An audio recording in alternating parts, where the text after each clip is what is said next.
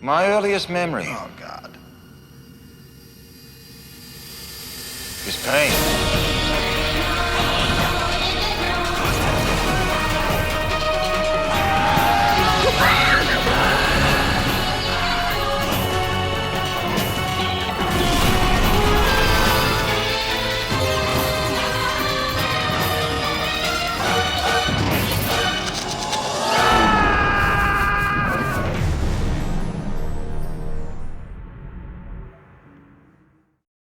The notion of villain to me is, you know, they always have charisma. I have traveled a long, long way just to see you again. You know, they're not Henry Portrait of a serial killer. He's not a villain. He's a serial killer. So villains have a gilded existence in a way that they're allowed a certain levity to seduce the audience. Are you still angry with me? Furious. Good. It adds enthusiasm to our encounters. No one in the audience wants to be a serial killer, but a lot of the audience want to be a villain. You know, as an actor, you can never actually play a villain. You've got to play it. You always have to have a very strong action. You've got to be looking for something, or you know, something's not being met, and therefore that's what you're going for. Emotional. I think, you know, even military dictators don't think of themselves as villains. Most of the really truly appalling behaviour that I see is brought about, you know, out of fear and anger and pain, and it comes out of this urge. And the best things and the worst things in humans come out of this urge to climb the mountain or find the truth or create beauty, or, you know, and the most appalling behaviour comes out of this urge to advance and destroy the wilderness and build a bigger building and win a bigger battle. He hasn't said a word. He's Luxon. He'll die first. Which means all this pain has been for nothing. As it will continue to be. But perhaps you like pain.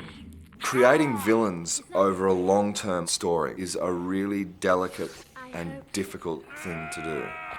I think it's much easier in film, where the archetypes are much easier to establish and then maintain over time, but it's very difficult to maintain evil, if you like, through a character over a really long period of time, because the more information you find out about the villains, the more they lose the sense of danger. I don't know who you are, where you're from, or what you want. But if you threaten my freedom, I'll kill you. Your imagination is always more potent than facts. So if you're imagining the evil things, if there are enough blank spaces around an evil character, Scorpius or Natira, or whatever the case may be, then your imagination is going to think that they're much scarier, that they're much more evil, that they can do a lot more damage, that the potential for terror is greater.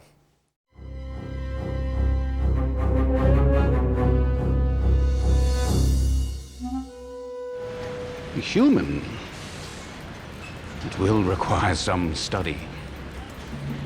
I will, personally, enjoy pulling you apart to see what you're made of. I've never thought of Grace as a villain. I always thought of him as a man who was searching for something. You know, he was taken away as a child. He's lost his brother that he's looked after. My brother's prowler. Medical stop. Status of Leviathan is transport. You rammed his prowler! He ran into me! You killed him! It was an accident. Why do you keep blaming me? I did everything I could to avoid him. He was always looking for something, some answer to his life, which he could lock onto. And, you know, I think he was close to finding it, actually, with Talon. Talon.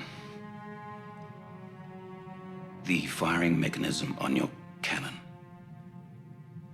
was taken from you by the peacekeepers.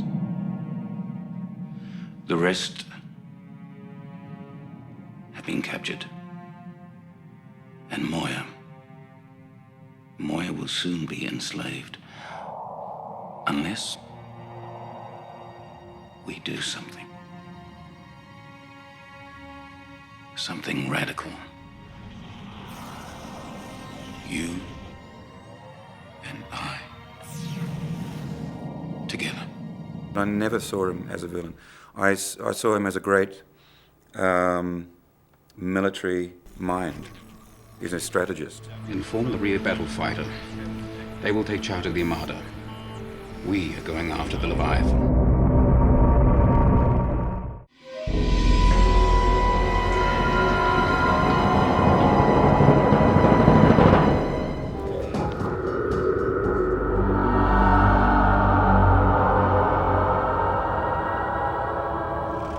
I played a villain. He's charismatic. No matter how, ugly he can get. People clap and cheer for him. I've no doubt.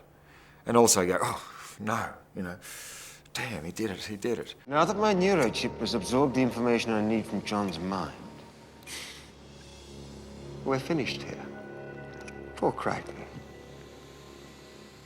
He's going to be so lonely. Never mind. Villains are easy to deal with because they're going to lose. Ultimately, the villain loses. The hero defeats him. Scorpius doesn't lose. Hello, John. So in that traditional sense of villain, no. He crosses the line, I think. It's me, John. I'm still here. What? No. No. You're gone. The chip's gone. Get out of my head. I'd like to. I don't wish to remain here, therefore you must die.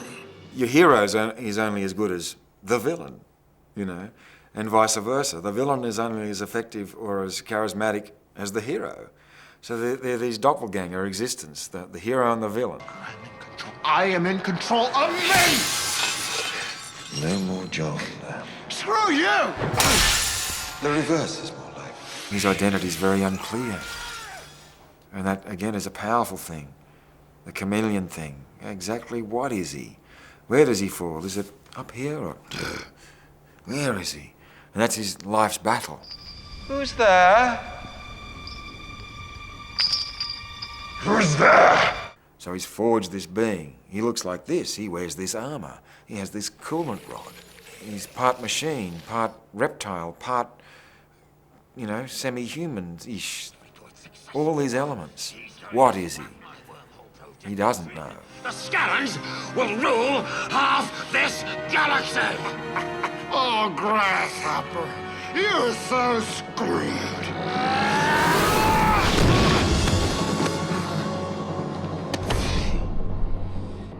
If I am screwed, John, things around here are going to get very ugly. Maybe he sees something in John Crichton that may be a part of himself. He mightn't like it either. Oh, what's the matter, Scorpy? You don't look too good. Neither do you, Crichton. Mother! I got a piece of you and me, now you got a piece of me and you!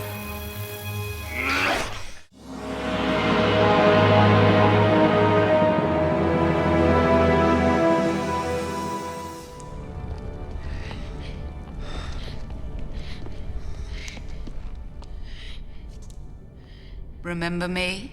I think there's two ways to look at her. She, on a kind of global level, she symbolises the worst in, certain regimes and political systems and military systems that are violent and power hungry and all that sort of stuff. On a personal level, so I don't excuse her behaviour, but on a personal level, there was something desperately vacant at the core of her, and I think she was looking to fill it up. I reckon she was looking in a lot of the wrong places, but I think that, so it was kick. Will that be really fun? Oh, it was fun. It was good. But it wasn't, didn't do the thing that ultimately, that's really deep, and I don't know if anybody could even see it, but there was, a big black hole in her, and I think that was scary and sad too. In my hands, you can have peace. I can have peace. I have been in your hands. There's no peace there. Just power. You are so self-righteous. I have used all my skills, all my resources for one perfect chance at peace. And because of you, it is gone. And I am... Frau. Screwed. Raped. One of the things that I liked about Farscape when I saw it, one of the things I liked about Farscape when I read it, that it is morally grey or ethically grey, that unlike so much, especially large-scale stories, there is a complexity and a sense of moral choice, and the good guys can be really quite appalling. You know, if you look at an action that they take, there are some pretty nasty ones that both of them, I mean, you know, Crichton brought a thermonuclear device to a peace conference, as far as I'm aware. You know, for me, if I was just watching that as a fan, I'd be going, he's the good guy. I have to question why he's doing it, and that's kind of interesting. And there's Grazer, who is a horrendous, you know, beast, saying, I'm doing this for peace. I'm prepared to, you know, get rid of the Luxon territories for peace for many more people. You know, the greatest good for the greatest number. Doesn't that make her really good? It doesn't. But, you know, I think always there's that question, and people, you know, the bad guys have perfectly good justifications for why they do what they do. And the good guys have perfectly good justifications for why they do the terrible things they do too. I mean, I think the major difference between the good guys and the bad guys in this is that at least some of the time the good guys love each other. Talon, I want you to share something with me. Before he dies, you can taste something that is denied to peacekeepers. Something that you will never know.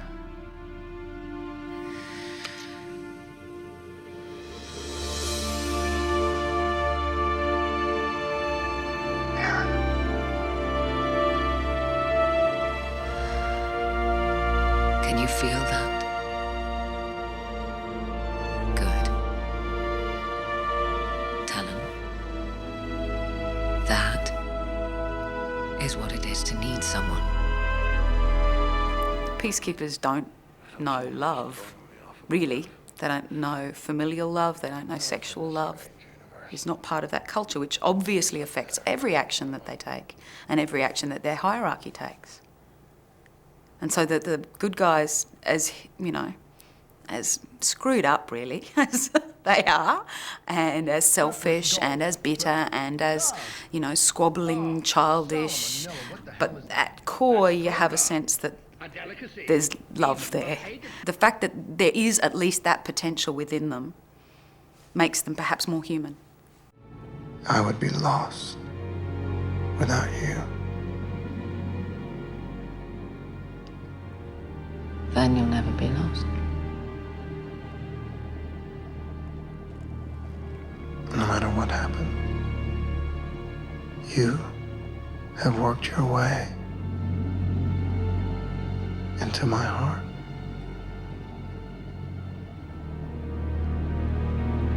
You've shown me that I am one.